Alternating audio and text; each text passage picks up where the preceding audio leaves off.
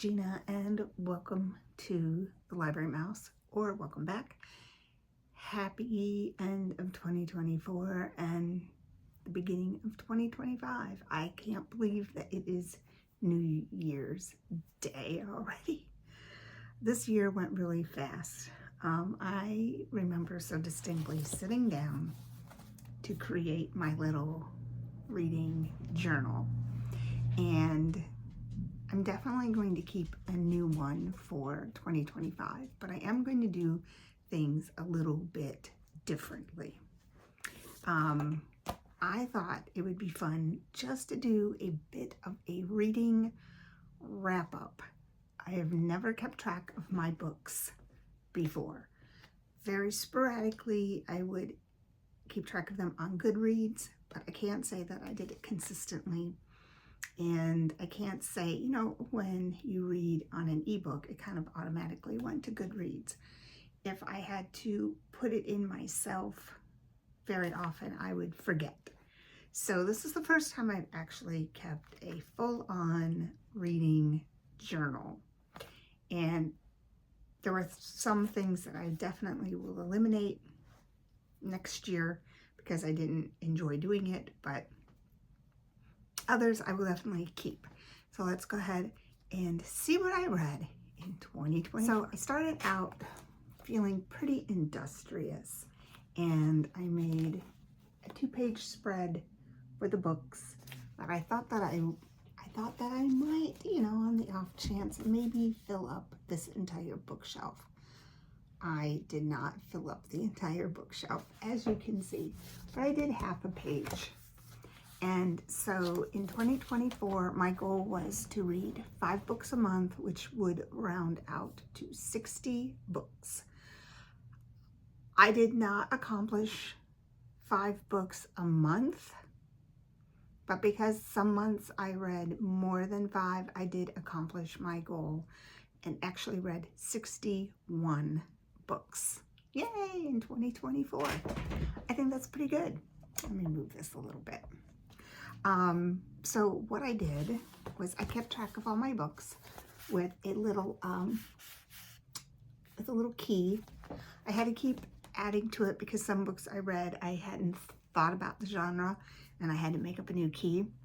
But out of the books that I have read, my top 5 genres. Now, thinking back, I thought I read more historical fiction than anything, but I did not. My top one at 34% of the books that I have read is contemporary fiction. And I kind of use that loosely. If it didn't fit into any other category and it took place now in a contemporary time period, I considered it contemporary fiction. In second place with 21% of books read was historical fiction. Third place was young adult or mid-grade. And I think mostly because I started to do a middle grade Monday series that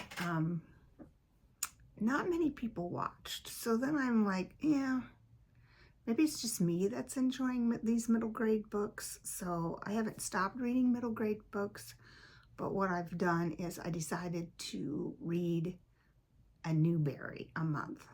I did not do that this month though.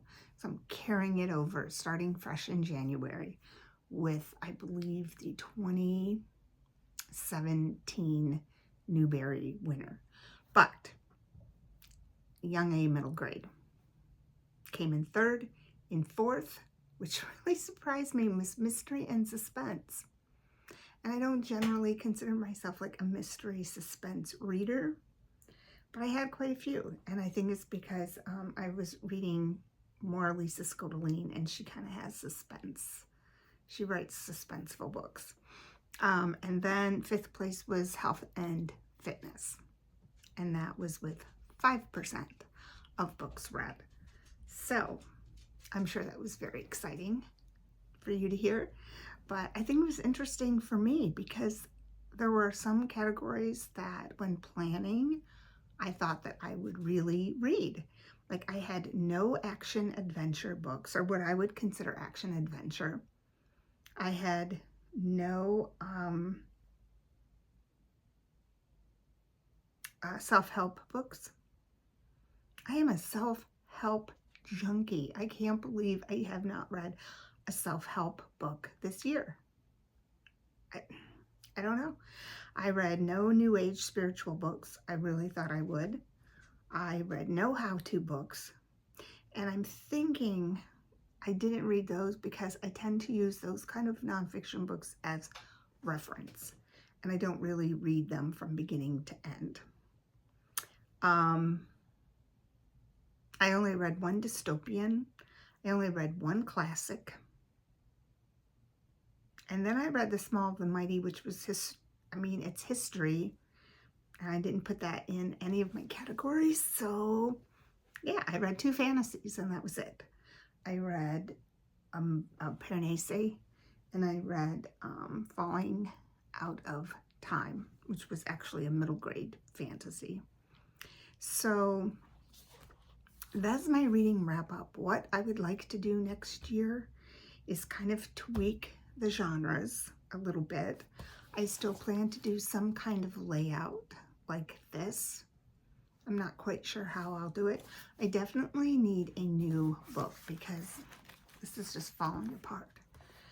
Out of all of the books, the 61 books that I read, I had 16 5-star books.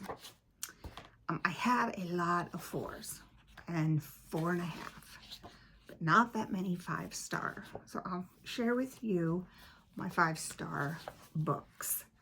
In the month of January, I had Lost Child by Tori Hayden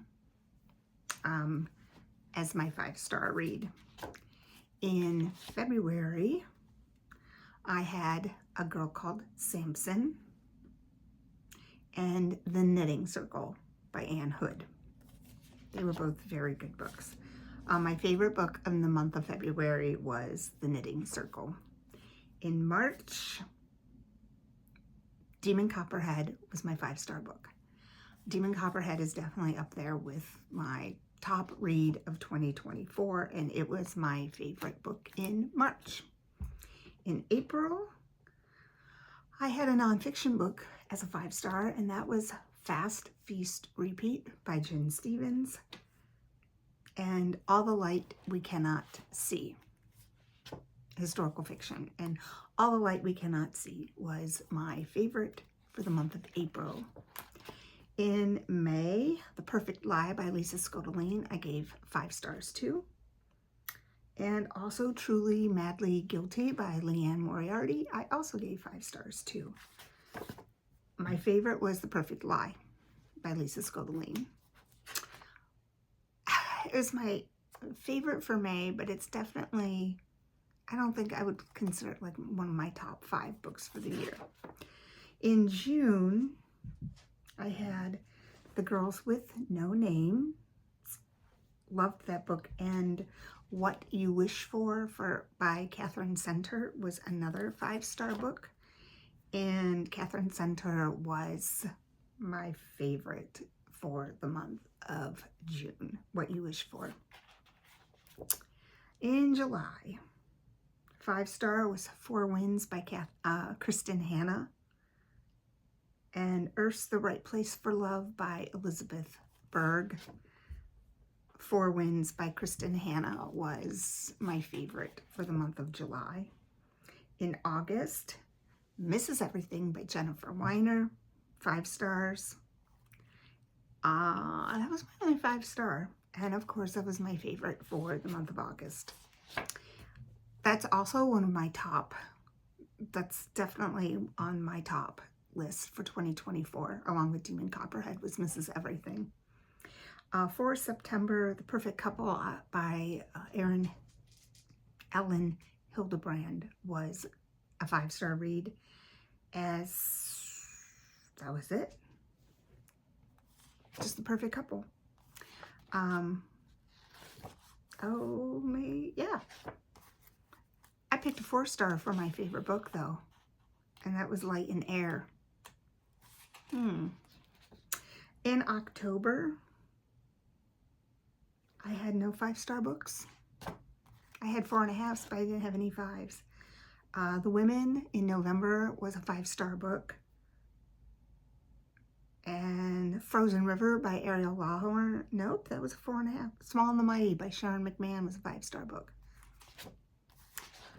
I would say my favorite was The Women that month. And for the month of December, I have no 5 stars.